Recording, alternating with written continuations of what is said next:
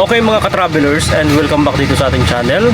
So yun, sa panibagong vlog, panibagong topic tayo ngayon. Dahil nga yung ating trike ngayon ay medyo maingay na. So pag maingay na mga ka-travelers yung ating trike, isa lang sa pinagdudahan natin dyan mga ka-travelers, ito ay tunapin na mga ka-travelers at palitan na ng langis, no? So sa vlog nito mga ka-travelers, paparinig ko sa inyo yung ingay nitong ating makina dito sa ating Rosy Chariot. So naramdaman ko siya kaninang umaga na medyo lumalagatik yung makina, and meron siyang talaga namang kalansing dito sa loob ng makina. So paparinig ko sa inyo mga ka-travelers yung ingay nitong ating makina para at least aware kayo at alam nyo yung tunog ng makina pagka in case na ipapatune up na at papalitan ng langis mga ka-travelers, no? So yan, paparinig ko sa inyo yung tunog niya. Oh, ayun mga ka-travelers, ang ating makina ng Rosy Chariot 175cc po yan. Yung displacement ng ating makina. So, kaninang umaga napansin ko maingay na talaga. At kahapon wala pa, kaninang umaga lang talaga narinig ko yung parang lagatik dito sa kanyang makina sa taas. So ano yan, sa valvula po yan mga ka-travelers. Meron ng clearance kaya medyo lagatik yung kanyang makina. So pag napansin ko rin kanina medyo maingay yung engine natin dito. Pero dito naman sa baba. So pagka maingay na yon, palitan na ng oil yun mga travelers, no? So yung oil natin baka lumabnaw na masyado kaya napaka-ingay ng ating makina. So paparinig ko sa inyo mga travelers. Okay, so starting, one click start lang to. Yeah. Yun, one click start lang. Kaya nga lang, ito marinig natin. Ayan mga travelers, kung marinig nyo, merong lagatik sa ating makina.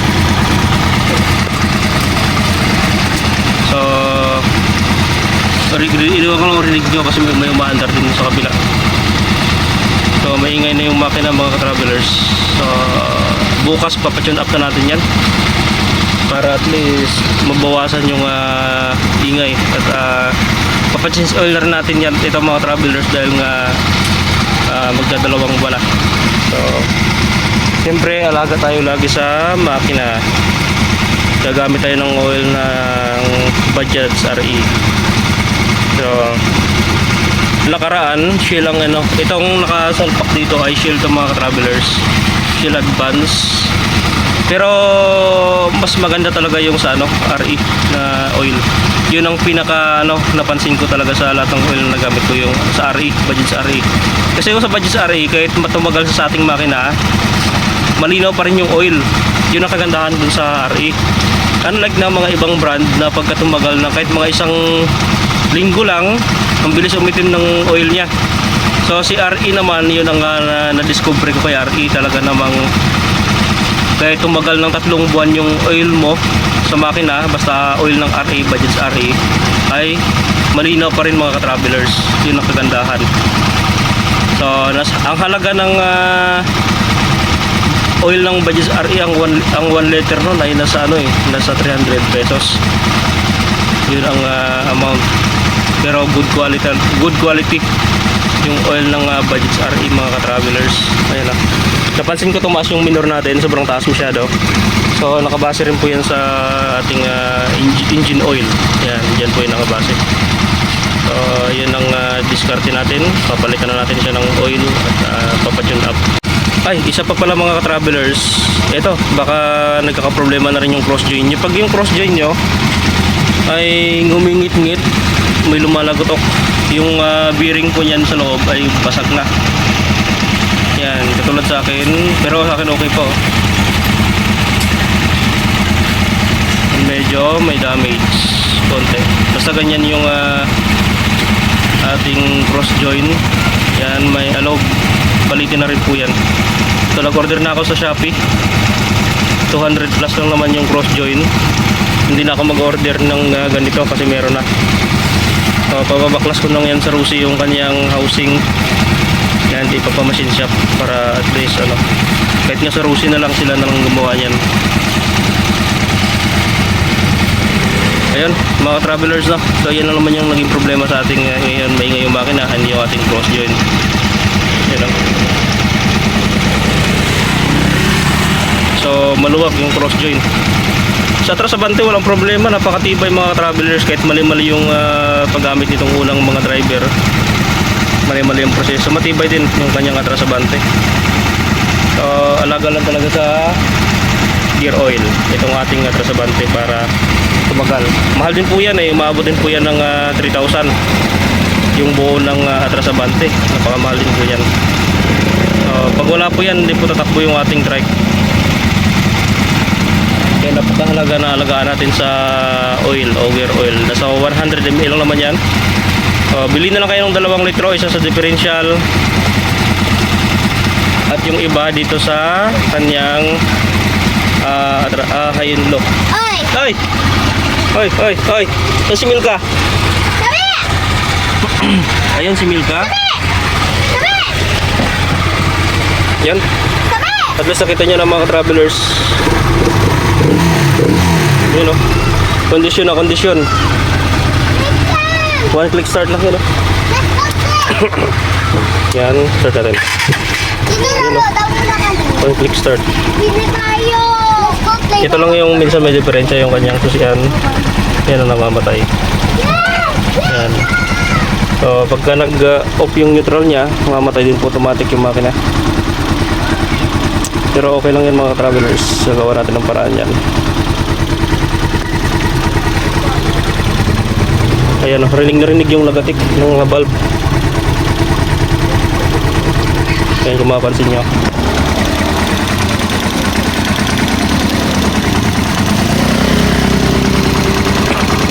Yan po yung tunog. Ayan. Pagka revolution natin, yan, tumasabay na yung kanyang valve. Naingay na. So, tune up na natin mamaya. 200 pesos lang naman yung tune up. Okay guys, no? Yun, so baka may mga tanong kayo, comment down below lang sa ating vlog mga ka-travelers, no? Comment down below lang para at least masagot natin. Pag hard start yung trike nyo sa umaga, may rapanda rin mga ka-travelers. Patuno nyo na lang muna yung carburetor. Doon lang po yun sa carburetor. And palitan nyo ng spark plug. Yan minsan nagkakaproblema rin sa spark plug nya. Kaya medyo hard start. Yung spark ng kanyang spark plug mahina. Hindi siya makasunog ng ng ating gasolina. No? Kaya mahirap i-start sa umaga. So bili kayo ng spark plug na magandang klase, yung sa Honda. Doon mismo sa kasa. Or doon sa kasa ng Rusi, meron sila dong torque. Yun maganda gamitin. Napakaganda ng spark ng mga travelers, malakas. Kaya kahit makitid yung space ng ating spark plug, kaya kanya sunugin yung ating gasolina. Ayun mga travelers, thank you for watching sa ating vlog ngayon. At pauwi na rin tayo. Ito mga travelers, mas klaro yung tunog ng makina. Ayan. Lapit natin sa engine.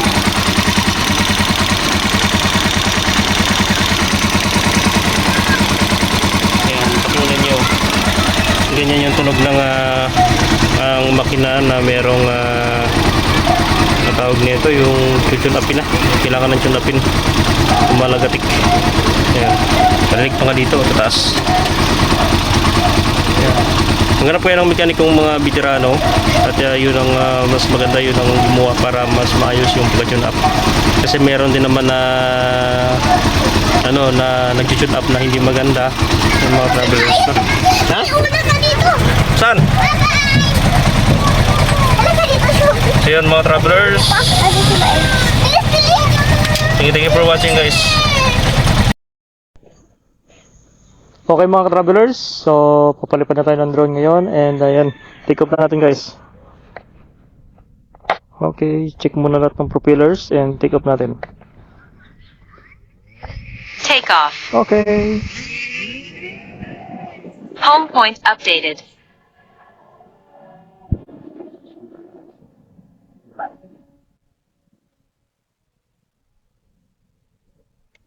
Yan, so ayan yung bahay natin. Yan, then angat pa natin konti.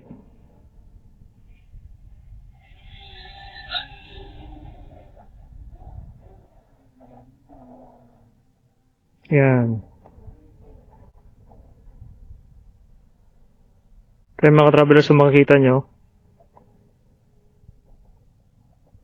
Yan. Itong tinatayuan natin guys, yan po yung buong bahay natin. Okay, angat pa natin konti.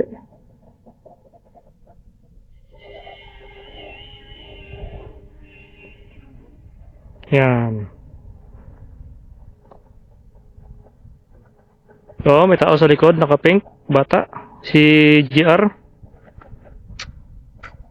Yan. Oop, yan katago.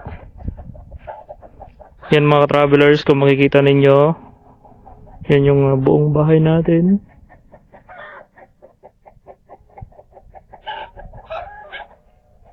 Yan, so ikutan natin.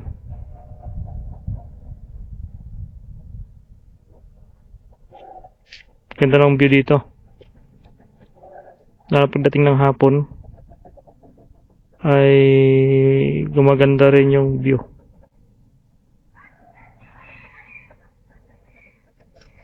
Yan, dito sa harap natin mayroong fish pond dito.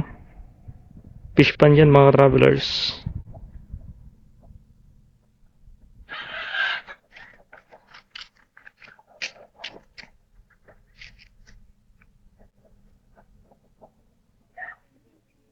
Yun, para makita nyo yung view dito mga travelers.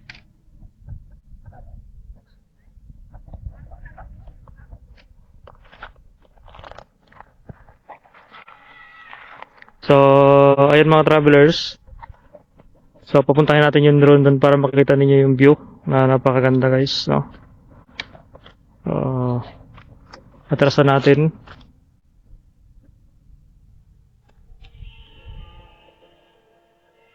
Ganda, oh.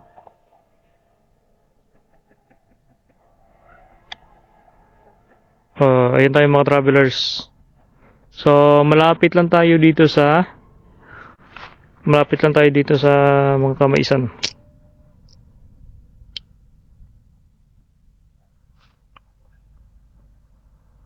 Yan, ang ganda ng view guys, oh. Ganda. Then, pikutin natin konti.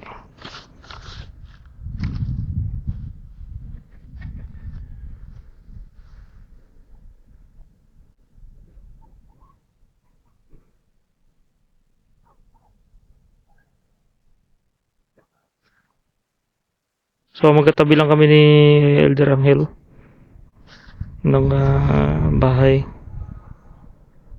Yan, itong nakita nyo parang guhit na yan yung daanan ng sasakyan, daanan ng motor, at iba pang mga sasakyan mga ka-travelers. So, forward tayo. Yan, ganyan kaganda ang view dito.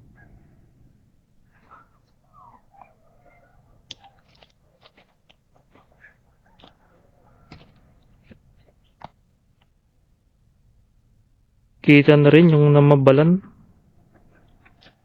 Oh.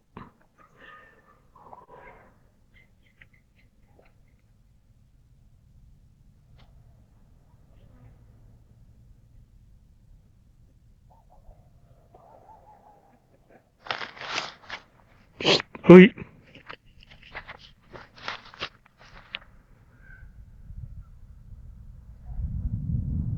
Yan yung may orange na pader. Parang si